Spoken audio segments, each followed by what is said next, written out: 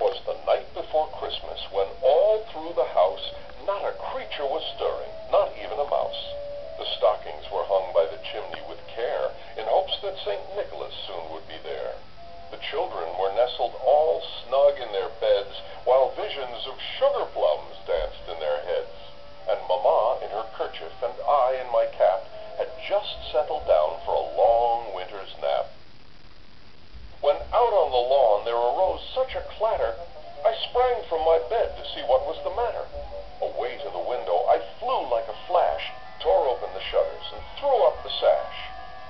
The moon on the crest of the new-fallen snow gave a luster of midday to objects below, when what to my wondering eyes should appear but a miniature sleigh and 8 tiny reindeer. With a little old driver so lively and quick, I knew in a moment it must be St. Nick. More rapid than eagles his coursers they came, and he whistled and shouted and called them by name.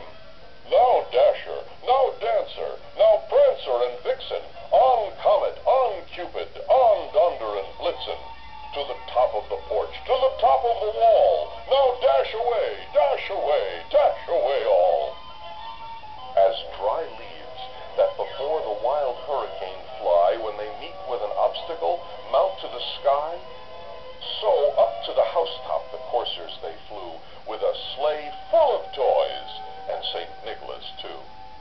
And then, in a twinkling, I heard on the roof the prancing and pawing of each little hoof.